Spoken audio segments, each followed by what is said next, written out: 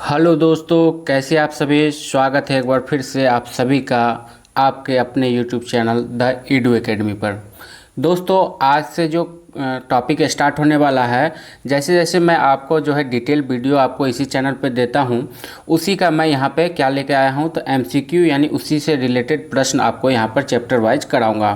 आज पहला दिन है, पहला ये सीरीज का आज पहला पार्ट है, जिसमें आज हम कवर करने वाले हैं कि भारत में यूरोपियन कंपनी जो आई थी उनके आने का क्रम क्या था, और उससे रिलेटेड जो प्रश्न आपसे एग्जाम में पूछे जाते हैं उसको हम डिस्कशन करेंगे। लगभग काफ़ी इंपॉर्टेंट सब प्रश्न को जो है यहाँ पर शामिल किया गया है। आप यहाँ कुछ प्रश्न देख भी सकते हैं। जैसा कि आप क्रमवार समझते हैं कि सबसे पहले पुर्तगाली आया, उसके बाद डच आया, फिर अंग्रेज आए थे, फिर डेन आए थे, फिर फ्रांसीसी आए थे। तो इसी क्रम में जिस तरह से जो इम्पोर्टेंट प्रश्न बनते जाते हैं उनको हम यहाँ पर डिस्कस करेंगे। तो चलिए, आपका ज़्यादा समय न लेते हुए आज का हम अपना ये क्लास शुरू करते हैं और देखते हैं सबसे पहला प्रश्न। तो सबसे पहला प्रश्न है दोस्तों कि कौन यूरोपीय व्यापारी सर्वप्रथम भारत आया था। तो कौन यूरोपीय व्यापारी सर्वप्रथम भारत आया था, तो सही आंसर हो जाएगा इसका पुर्तगाल। पुर्तगाल के साथ ये है कि सबसे पहले आने वाला कंपनी पुर्तगाली कंपनी थी, और सबसे बाद में जो भारत छोड़ के गई थी, सबसे बाद में भारत छोड़ने वाली कंपनी भी कौन थी, तो यही पुर्तगाली कंपनी है। ये सभी कंपनियों के जाने के बाद अंतिम में जो है यहाँ से गई थी। क्लियर है। आगे बढ़ते हैं, अगला प्रश्न देख लें। अगला प्रश्न है कि फ्रांसीसियों का प्रभुत्व भारत में किस युद्ध के उपरांत समाप्त हो गया था। तो फ्रांसीसियों का जो प्रभुत्व है वो वांडीवास का जो युद्ध हुआ था, यानी ऑप्शन नंबर बी, वांडीवास के युद्ध जब हुआ तो इसके बाद जो है क्या हो गया था, फ्रांसीसियों का जो है प्रभुत्व भारत में जो है लगभग 99% जो है ख़त्म हो गया था और अंग्रेज़ों का शुरू हो गया था। क्लियर है। आगे बढ़ते हैं, अगला प्रश्न देख लें। अगला प्रश्न है कि फ्रांसीसियों की हार का प्रमुख कारण कौन सा था। तो फ्रांसीसियों का हार का प्रमुख कारण क्या था कि अंग्रेजी नौसेना का मजबूत होना, यानी अंग्रेज का जो नौसेना था वो काफ़ी मजबूत था, जिसकी वजह से, क्योंकि उस समय जो आवागमन का जो एक था, कहा जाए कि परिवहन का जो एक जरिया था, वो सबसे ज़्यादा इफ़ेक्टिव था जलमार्ग, और जलमार्ग में जो है अंग्रेज काफ़ी मजबूत थे, इसीलिए जो है, और फ्रांसीसियों के पास वैसी मजबूती नहीं थी। वांडीवास की हार जो है फ्रांसीसियों के लिए इसीलिए जो है उनकी हार हुई थी और वहाँ पे अंग्रेज जीते थे। तो फ्रांसीसियों का हार का प्रमुख कारण क्या था, तो अंग्रेजी नौसेना का मजबूत होना। क्लियर है। आगे बढ़ते हैं, अगला प्रश्न देख ले। अगला प्रश्न है कि जेम्स प्रथम का राजदूत जो जहांगीर के दरबार में आया था, यानी जेम्स प्रथम का कौन सा राजदूत जहांगीर के दरबार में आया था, तो इसका आंसर हो जाएगा sir Thomas raw. Sir Thomas raw जो है ये कौन थे, तो जेम्स प्रथम के राजदूत थे और जहांगीर के दरबार में आए थे। क्लियर है। आगे बढ़ते हैं दोस्तों। आगे बढ़ने से पहले अगर आपने अभी तक हमारे चैनल द ईडू एकेडमी को सब्सक्राइब नहीं किया है तो सब्सक्राइब जरूर कर लीजिएगा। और आपको ईडू एकेडमी पर इससे पहले जो है भारत की प्रमुख नदियों से रिलेटेड काफ़ी अच्छे अच्छे प्रश्न आपको देखने को मिलेगा, उसका क्लास किया हुआ है। जनगणना हो गया, सौर मंडल से हो गया, तो सभी सब्जेक्ट के आपको स्टैटिस्टिक्स जी के और साथ ही साथ जो है डिटेल्स में भी उसका वीडियो आपको देखने को मिलेगा। भारत में यूरोपियन कंपनियों का आगमन जो है पहला क्लास ही लिया गया था मॉडर्न हिस्ट्री का। यहाँ पे आपको अगर डिटेल में पढ़ना है तो आप वहाँ जाए, सभी कंपनियों के बारे में अलग अलग से बताया गया है, वो मतलब किस क्रम में आए, क्या क्या उन्होंने किया यहाँ पे, तो पूरा डिटेल क्लास आपको देखने को मिल जाएगा। इसी चैनल पे मॉडर्न हिस्ट्री प्लेलिस्ट करके जाइएगा, वहाँ पे आपको देखने को मिल जाएगा। और इस वीडियो को आपको सिर्फ इतना करना है कि लाइक और शेयर कर देना है, साथ ही साथ इस चैनल को आपको क्या करना है, 2 सेकंड का टाइम लगेगा, सब्सक्राइब कर लेना है। चलिए अब आगे बढ़ते हैं और अगला प्रश्न देखते हैं। अगला प्रश्न है कि अंग्रेज़ों के भारत आने का क्या मतलब था। तो अंग्रेज के साथ साथ जो भी यूरोपियन कंपनी भारत आए थे, उनका पहला मकसद तो था कि वो यहाँ पे क्या करना चाहते थे, तो व्यापार करना चाहते थे। क्लियर है। तो आगे बढ़ते हैं, अगला प्रश्न देख लें। अगला प्रश्न है कि कर्नाटक का युद्ध किस किस के बीच लड़ा गया था। तो कर्नाटक का जो युद्ध लड़ा गया था वो अंग्रेज और फ्रांसीसियों के बीच लड़ा गया था। क्लियर है। आगे बढ़ते हैं, अगला प्रश्न देख लें। अगला प्रश्न है कि अंग्रेज़ों को बम्बई किस रूप में प्राप्त हुआ था। तो अंग्रेज़ों को जो है बम्बई किस रूप में प्राप्त हुआ था, तो अंग्रेज़ों को के जो है राजकुमार थे, उनको जो है पुर्तगालियों के द्वारा, उनकी एक राजकुमारी थी कैथरीन, उसके विवाह में दहेज के रूप में बम्बई को दिया गया था। और उस राजकुमार ने भी क्या किया था, बम्बई जब दहेज में मिला उसके बाद उसने उसे लीज पे दे दिया था, किसे, तो ब्रिटिश ईस्ट इंडिया कंपनी को। तो ये समझ जाइए इस तरह से भारत का जो है एक तरह से बंदरबाट किया जा रहा था यूरोपियन कंपनियों के द्वारा। अगला प्रश्न देख लेते हैं कि वांडीवास की लड़ाई अंग्रेज़ों के साथ साथ किसके संबंध के लिए महत्वपूर्ण थी। तो वांडीवास की लड़ाई अंग्रेज और फ्रांसीसियों के संबंध के लिए काफ़ी महत्वपूर्ण था। क्लियर है। आगे बढ़ते हैं, अगला प्रश्न देख लें। अगला प्रश्न है कि पुर्तगालियों के विरुद्ध शाहजहां ने किस नगर का घेराव किया था। तो पुर्तगालियों के विरुद्ध शाहजहां ने जो है हुगली, किसने, हुगली नगर जो है इसका घेराव किया था, किसने, शाहजहां ने। क्लियर है। अब वर्तमान समय में हुगली आपको कहाँ पड़ता है, तो ये पड़ता है कोलकाता, पश्चिम बंगाल में। क्लियर। आगे बढ़ते हैं, अगला प्रश्न देख लें। अगला प्रश्न है कि अंग्रेज़ों ने भारत में अपनी पहली फैक्ट्री कहाँ स्थापित की थी। तो अंग्रेज़ों ने भारत में अपनी पहली फैक्ट्री सूरत में स्थापित की थी। क्लियर। आगे बढ़े, अगला प्रश्न देख लें। अगला प्रश्न है अंग्रेज़ों ने मद्रास का पट्टा कहाँ के शासक से प्राप्त किया था। तो अंग्रेज़ों को जो है मद्रास का पट्टा चंद्रगिरी के शासक के द्वारा प्राप्त किया गया था। क्लियर है, या दिया गया था। आगे बढ़ते हैं, अगला प्रश्न देख लें। अगला प्रश्न है कि भारत में पहली फैक्ट्री कहाँ स्थापित की गई थी। तो भारत में पहली फैक्ट्री भी कहाँ स्थापित की गई थी, सूरत में की गई थी। किसके द्वारा, तो अंग्रेज़ों के द्वारा की गई थी। क्लियर। आगे बढ़ते हैं, अगला प्रश्न देख लें। अगला प्रश्न है कि यूरोपीय व्यापारियों में पुर्तगाली भारत में असफल रहे क्योंकि उनकी नाविक शक्ति काफ़ी कमज़ोर थी। यानी उनका जो, जैसा कि मैंने आपको बताया था कि उस समय में परिवहन का, सामान लाना ले जाने का, या फिर सेना को लाना, फिर असले गोले बारूद लाना, सबके लिए एक ही रास्ता था और वो था जलमार्ग। और जलमार्ग में पुर्तगाली, हालांकि पुर्तगाली जब भारत की खोज वास्को डी गामा ने 1498 ईस्वी में की थी, जो कहाँ पहुँचे थे, तो केरल के कालीकट में पहुँचे थे। उस समय वो आए थे समुद्री मार्ग से ही, लेकिन ये क्या थे, छोटे छोटे व्यापारियों के रूप में आते थे। तो इस हिसाब से पुर्तगालियों का जो है कहा जाए कि समुद्री शक्ति या नाविक शक्ति अंग्रेज़ों के मुकाबले काफ़ी जो है दुर्बल थी, यानी कमज़ोर थी।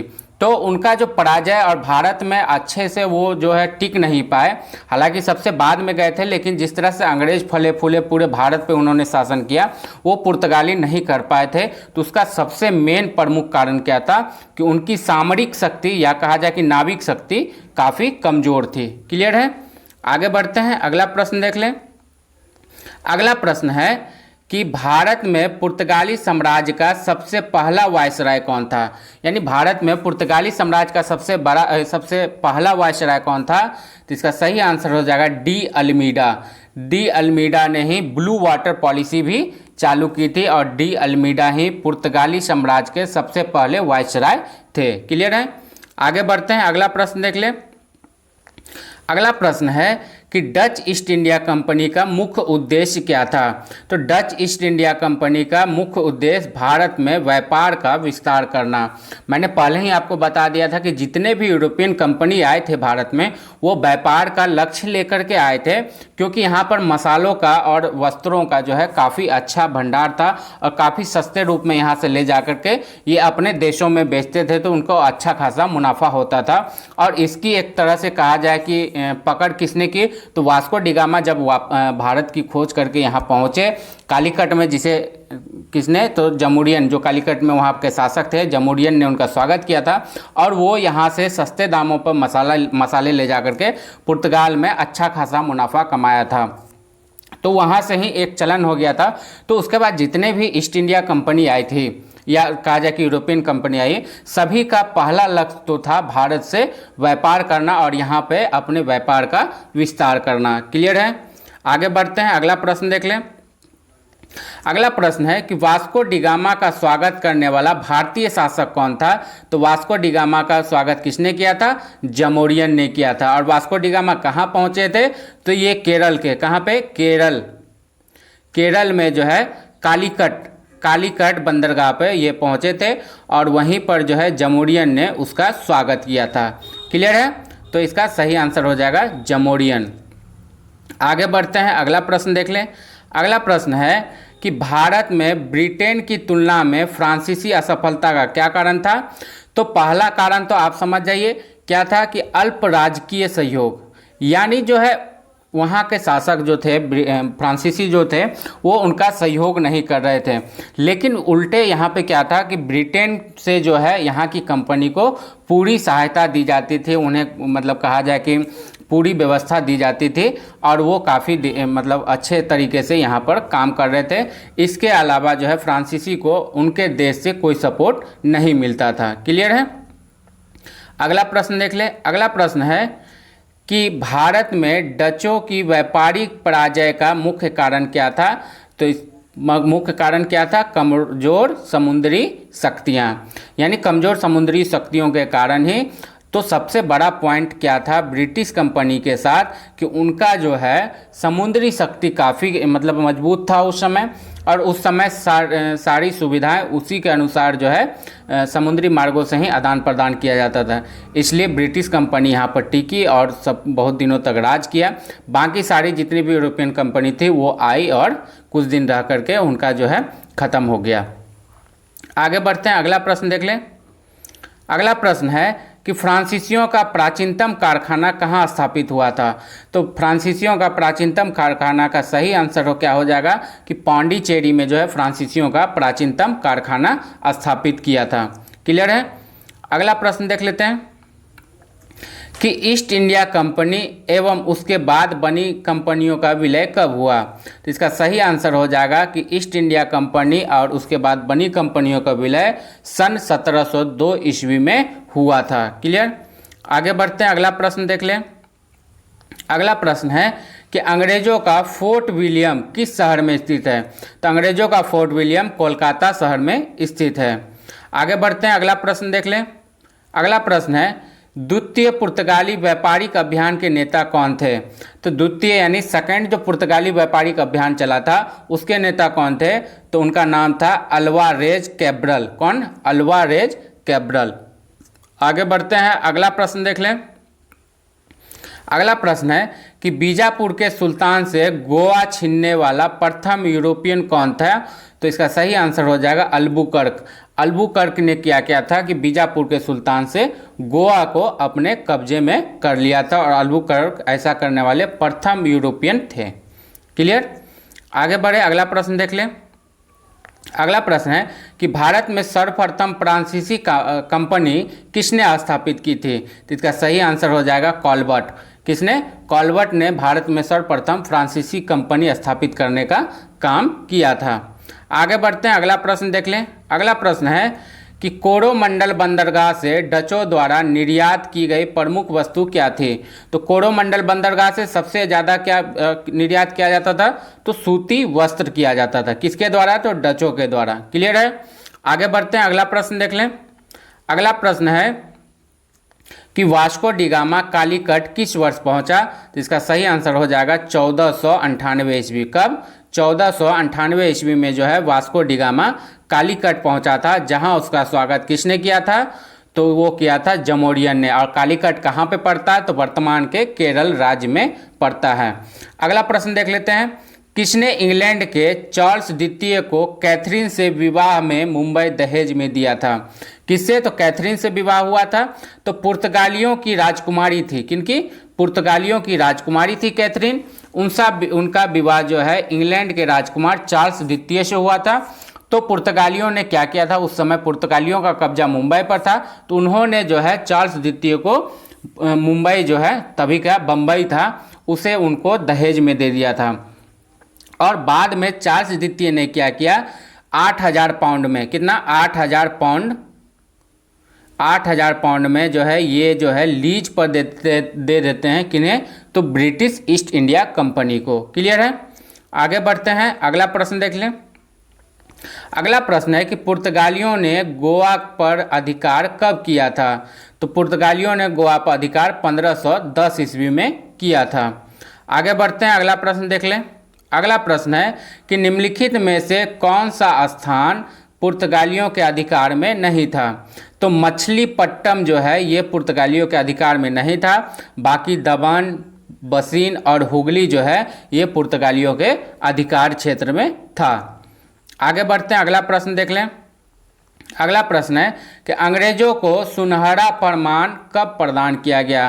तो अंग्रेजों को सुनहरा फरमान जो है 1632 ईस्वी में प्रदान किया गया था। क्लियर। आगे बढ़ते हैं, अगला प्रश्न देख लें। अगला प्रश्न है कि भारत के किस क्षेत्र में डच लोगों ने अपनी प्रारंभिक फैक्ट्री स्थापित की थी।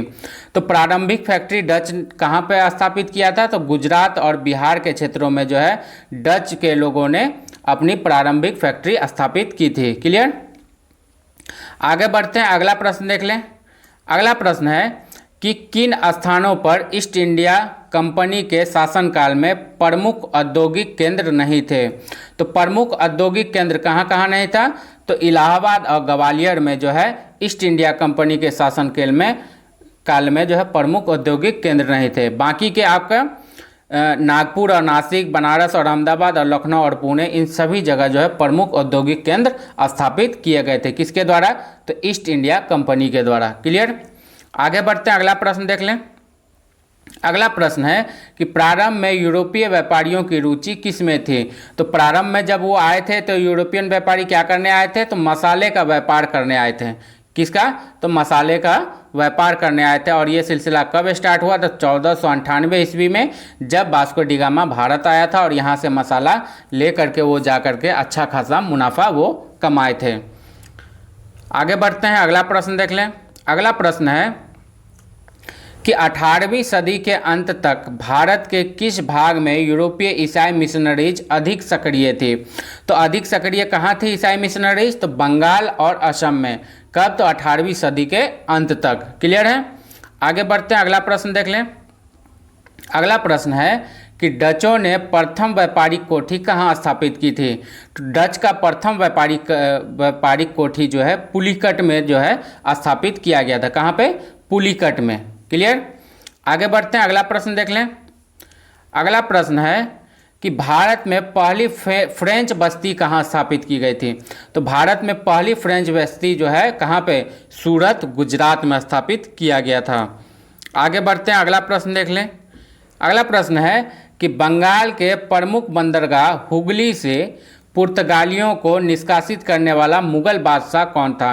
यानी बंगाल का एक प्रमुख बंदरगाह था हुगली, वहाँ से पुर्तगालियों को निष्कासित करने वाला जो है मुगल बादशाह कौन था।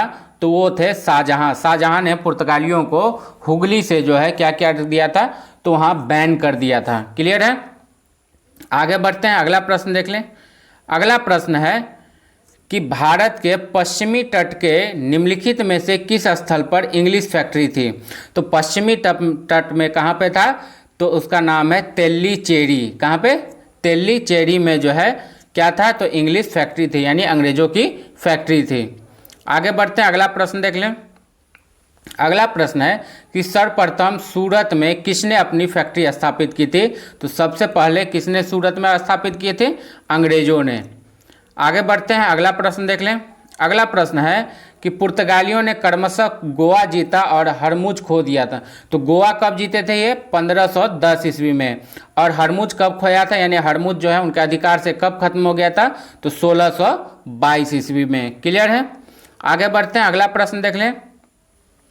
अगला प्रश्न है कि अंग्रेजी ईस्ट इंडीज कंपनी यानी अंग्रेजी ईस्ट इंडिया कंपनी की स्थापना का अधिकार पत्र किसने दिया था।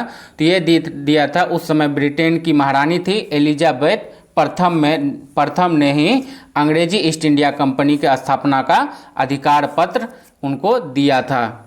आगे बढ़ते हैं, अगला प्रश्न देख लें।